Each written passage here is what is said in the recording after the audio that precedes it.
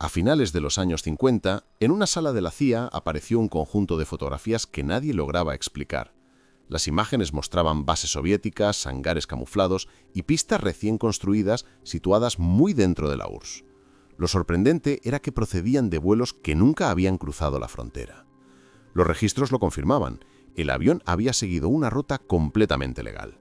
Los analistas revisaron cada detalle. No era un error. Las imágenes tenían la calidad suficiente como para medir edificios, contar vehículos y detectar nuevas construcciones. Pero había algo aún más llamativo. Algunas líneas aparecían inclinadas, como si la cámara hubiese mirado desde un ángulo lateral. Esa distorsión no encajaba con la fotografía aérea tradicional. Cuando los ingenieros fueron consultados, revelaron una solución inesperada. Un conjunto de cámaras orientadas hacia un costado del avión, no hacia abajo. Esa simple variación permitía ver decenas de kilómetros más allá del límite permitido. Era una idea nacida de la necesidad, en un momento en el que la URSS endurecía su espacio aéreo y cualquier intrusión podía convertirse en un conflicto internacional. Lo que empezó como una curiosidad técnica se transformó en una pista clave. Si era posible obtener imágenes tan detalladas sin cruzar la frontera, esa tecnología tenía un potencial inmenso. Así comenzó la historia del sistema TILT, una herramienta que estaba a punto de redefinir la vigilancia aérea durante la Guerra Fría. Y con su aparición llegarían los primeros desafíos técnicos, que pondrían a prueba incluso a los especialistas más experimentados. Cuando la Unión Soviética cerró herméticamente su espacio aéreo tras 1947, el problema para Estados Unidos se volvió casi insoluble. Los aviones de reconocimiento estándar ya no podían acercarse a la frontera sin riesgo de ser derribados. Cada kilómetro ganado por los radares soviéticos hacía que los vuelos de observación fueran más cortos, más peligrosos y menos útiles. La CIA necesitaba información, pero el cielo soviético era ahora un muro. Los ingenieros comenzaron a buscar una salida que pareciera, al principio, ridícula. ¿Y si no fuera necesario entrar en la URSS para obtener imágenes de su interior? En reuniones que hoy parecen casi míticas, especialistas en óptica, aerofotografía y física atmosférica empezaron a esbozar una idea nueva. Si el avión no podía sobrevolar territorio enemigo, tal vez podía volar paralelo a la frontera, capturando imágenes desde un ángulo lateral. El concepto era ingenioso, pero tenía un obstáculo. Las cámaras de la época estaban diseñadas únicamente para fotografiar en vertical.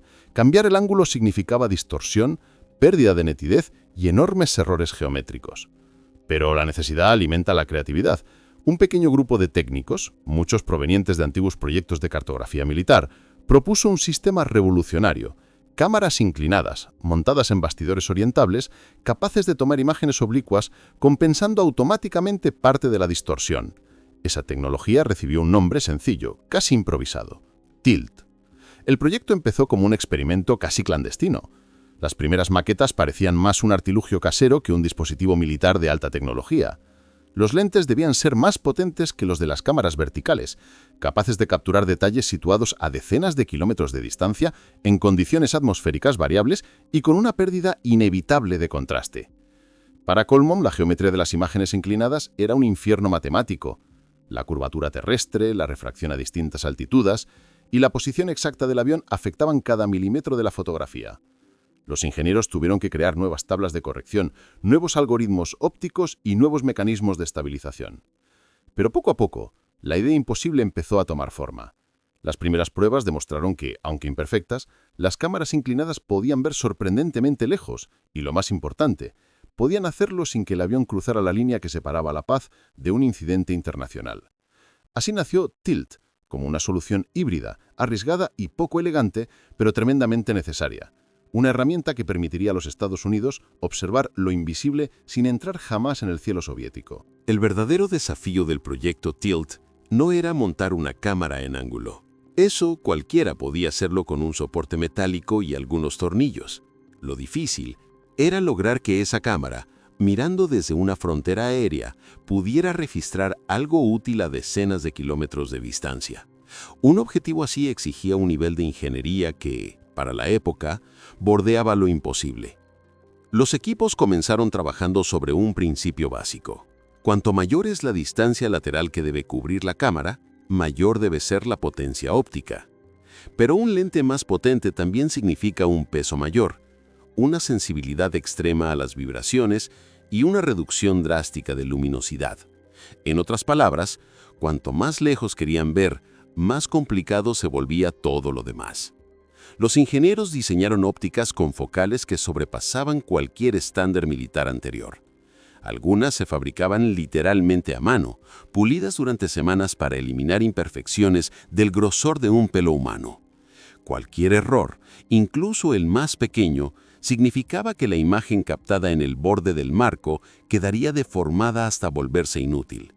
Y había otro problema: el movimiento del avión. A diferencia de las cámaras verticales, más tolerantes al desplazamiento, una cámara oblicua amplifica cada vibración del fuselaje. Por eso hubo que desarrollar estabilizadores específicos montados sobre giroscopios que habían sido adaptados desde tecnologías navales. Estos mecanismos mantenían el ángulo constante incluso cuando el avión enfrentaba turbulencias o ráfagas laterales. El sistema de compensación atmosférica también fue un reto monumental. A grandes distancias, la atmósfera se comporta como un prisma variable. Distorsiona la luz, cambia el color, reduce el contraste y hace que los bordes de los objetos parezcan más suaves de lo que realmente son. Para combatir esto, se añadieron filtros espectrales y se recalibraron las aperturas, buscando un equilibrio entre nitidez y claridad en condiciones impredecibles. A todo esto se sumaba el tema más delicado: la geometría de la imagen. Una fotografía inclinada no muestra un rectángulo limpio, sino una superficie distorsionada. Las montañas se ven más altas de lo que son. Las estructuras inclinadas se alargan. Las sombras engañan. Los analistas debían aprender a interpretar esta nueva forma de mirar, apoyándose en tablas y en diagramas que explicaban cómo corregir la perspectiva. Muchos decían que leer una foto tilt era casi como leer un idioma nuevo. Pero cuando llegaron los primeros resultados auténticos, algo cambió. Aunque imperfectas, las imágenes revelaban instalaciones soviéticas que antes estaban fuera de alcance. Pistas de aterrizaje semienterradas, hangares camuflados y rutas ferroviarias rodeadas de alambrados. Cada detalle obtenido desde aquel ángulo lateral era una pieza más en el rompecabezas estratégico de la Guerra Fría. Tilt dejó de ser un experimento extraño para convertirse en una herramienta indispensable. Un triunfo técnico que demostraba que, aun cuando el cielo estaba cerrado, aún existían formas de observar lo que ocurría al otro lado. El salto de los laboratorios a los vuelos operativos fue tenso. Nadie sabía si el sistema Tilt, tan delicado y complejo, resistiría las condiciones reales de una misión de reconocimiento. Las pruebas en tierra eran una cosa, volar sobre un terreno montañoso, con corrientes cruzadas y con la posibilidad de encontrar cazas enemigos, era otra situación completamente distinta. Las primeras operaciones se llevaron a cabo desde bases avanzadas en Europa y Turquía. Los aviones, generalmente versiones modificadas de plataformas fotográficas ya conocidas, ascendían hasta su altitud operativa y seguían rutas paralelas a la frontera soviética. El objetivo era claro: obtener imágenes de instalaciones sensibles sin cruzar el límite prohibido. Un trayecto mal calculado podía desencadenar un incidente diplomático, y por eso cada piloto repetía la ruta en simuladores, memorizaba referencias visuales y repasaba los protocolos una y otra vez. Durante esos vuelos, apareció el primer gran obstáculo inesperado. Al apuntar en ángulo hacia el interior del territorio, la cámara captaba reflejos atmosféricos y variaciones de luz que no se habían previsto. No era un fallo del equipo, sino una consecuencia natural de mirar a través de decenas de kilómetros de aire. Algunos sectores quedaban velados, otros mostraban franjas brillantes imposibles de interpretar. Los analistas empezaron a crear nuevos métodos de lectura, comparando varias tomas, corrigiendo la perspectiva y reconstruyendo la escena casi como si fuera una maqueta en 3 dimensiones. Sin embargo, había momentos en los que el sistema brillaba. Una noche despejada permitió capturar una pista recién ampliada a cientos de kilómetros. En otra misión, un conjunto de estructuras parcialmente ocultas entre colinas quedó registrado con una claridad inesperada. Estas imágenes demostraron que el concepto funcionaba, que el ángulo inclinado podía ofrecer información valiosa siempre que las condiciones fueran favorables. Pero el éxito tenía su lado difícil. Cuando el sistema funcionaba demasiado bien, El nivel de detalle revelado llamaba la atención de las fuerzas de defensa soviéticas. Se observaron movimientos inusuales en radares fronterizos y un aumento en el número de aviones de patrulla. Algunos pilotos recordaban cómo en ciertos vuelos debían ajustar la ruta para evitar que un caza, detectado solo por instrumentos, se acercara demasiado. A pesar de los riesgos, el número de misiones aumentó. Lo que comenzó como un experimento técnico se convirtió en una herramienta operacional. Cada nueva fotografía era evaluada por equipos enteros de especialistas, que construían mapas, analizaban cambios en infraestructuras y buscaban patrones en la actividad industrial y militar. En las oficinas de inteligencia, el ambiente era contradictorio. Por un lado, Tilt demostraba un potencial inesperado: ver más lejos, de forma más segura, sin necesidad de cruzar fronteras. Por otro lado, cada vuelo recordaba lo frágil que era la operación. Una desviación, una turbulencia fuerte o un encuentro con un avión hostil podía arruinar todo el trabajo. Aún así, el programa siguió adelante, porque por primera vez una cámara inclinada permitía observar zonas que durante décadas habían permanecido escondidas. Y en plena Guerra Fría, esto significaba una ventaja demasiado valiosa para dejarla pasar. A medida que aumentaba el número de misiones, también crecía la lista de problemas que el sistema Tilt no podía resolver. La teoría era impecable: observar desde fuera del territorio sin vulnerar ninguna frontera. La práctica, sin embargo, era mucho más compleja, y poco a poco quedó claro que la cámara inclinada tenía un techo técnico que ningún ajuste podía superar. Uno de los mayores obstáculos fue la geometría. Cuando el avión volaba paralelo a la frontera, bastaba un pequeño giro o una ráfaga lateral para alterar el ángulo exacto de la toma. El sistema necesitaba una precisión casi quirúrgica. Una desviación mínima podía distorsionar la imagen o desplazar el objetivo varios kilómetros fuera del encuadre. Los operadores intentaban compensar estas variaciones, pero la atmósfera, siempre cambiante, imponía sus propias reglas. A eso se sumaba la limitación de la luz. Al disparar en ángulo, la cámara debía atravesar una masa de aire mucho mayor que en la fotografía vertical. La luz se dispersaba, los contrastes disminuían, y en ciertos momentos del día, los colores del horizonte creaban un brillo que arruinaba la visibilidad. Hubo misiones enteras en las que la captura parecía prometedora, pero al revelar la película, los negativos resultaban inservibles. Era frustrante para los pilotos, pero aún más para los analistas, que dependían de detalles minúsculos para sacar conclusiones. También aparecieron problemas operativos. Cada vez más radares soviéticos detectaban actividad inusual en la zona fronteriza. El incremento de vuelos occidentales, aunque no ingresaran en el espacio prohibido, generó suspicacias en Moscú. Las fuerzas de defensa aérea instalaban nuevos puestos de escucha, modificaban frecuencias y endurecían protocolos. En más de una ocasión, los vuelos con Tilt tuvieron que cancelarse por riesgo de una reacción demasiado agresiva.